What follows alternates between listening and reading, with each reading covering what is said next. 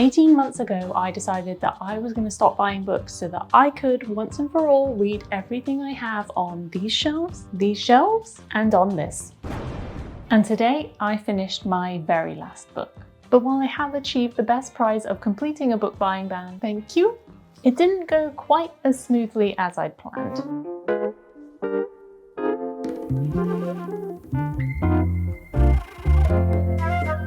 I never really considered myself a spreadsheet kind of girl, but there really is no easier way to track something like this other than a spreadsheet, so that's what I did.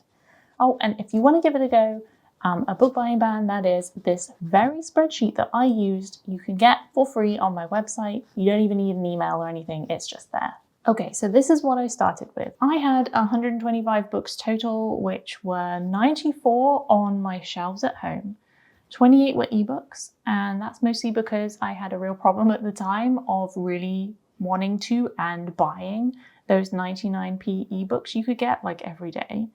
And 3 were audiobooks. I used Libro FM, so I got a few in a sale, and I think I got 1 with a credit. But here's the thing, that number fluctuated throughout the month because while I couldn't buy books, I was allowing gifts. So my birthday became a thing, and I did borrow a few books as well.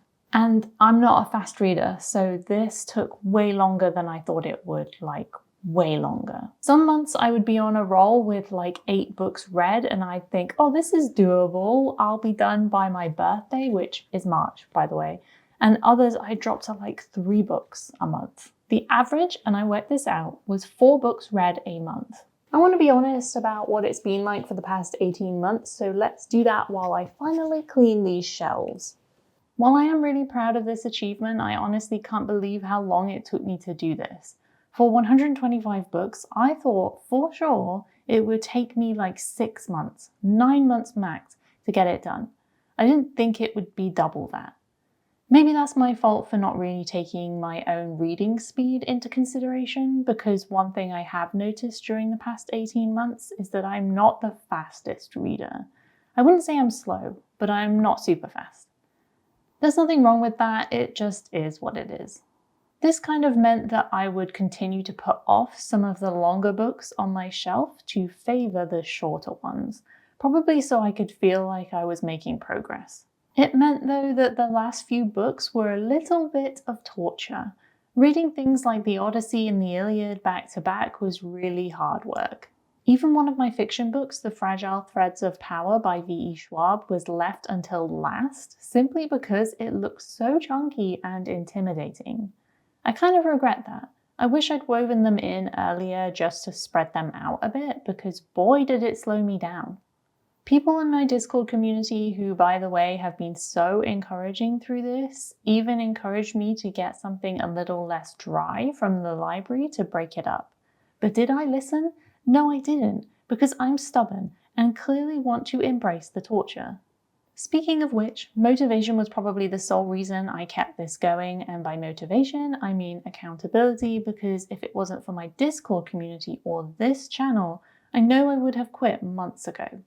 I'm glad I didn't, but I absolutely would have caved, because this is hard, man. Obviously, I bought some book bangers before the book buying ban, and I enjoyed finally getting to some books I kept putting off, but I have to be honest. Some of the books I had on my shelves or on my e-reader were just not it.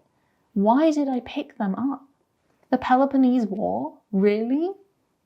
I did do a lot of DNFing though. For those not in the know, that means did not finish. It's just a term for stopping reading a book. There were a total of 30 books I DNF'd throughout the 18 months, which is loads now I think about it. I can't even imagine pushing through a book I wasn't enjoying just to say I read it, especially for a personal challenge like this. Can you imagine pushing yourself through the Peloponnese War just to say you read it? I got through 50 pages and I gave up. I also used my audiobook credits, 1 per month, to read some of the books either on my e-reader or physical TBR to break it up. That really helped because I love listening to an audiobook while traveling or cleaning, so while I couldn't buy anything new, I was able to essentially listen to something I already have. The whole goal of not buying books for this long was, of course, to actually read what I already have, but to also reset some of my buying habits. I've talked about this before, but I was buying without really thinking about it. This included everything from special editions I didn't even know I'd enjoy, to secondhand books that looked, I don't know, I still don't know why I bought The Peloponnese War, okay? I am really hoping now that I can buy books again that I might do so with a little bit more thought, not just for the sake of my wallet, but the sake of my time too. Because now that I'm done with reading everything that I own, it's time to go get something new. And I'm going to take you along with me for that journey, so subscribe so you don't miss that. And for now, I'm going to leave you with my stats.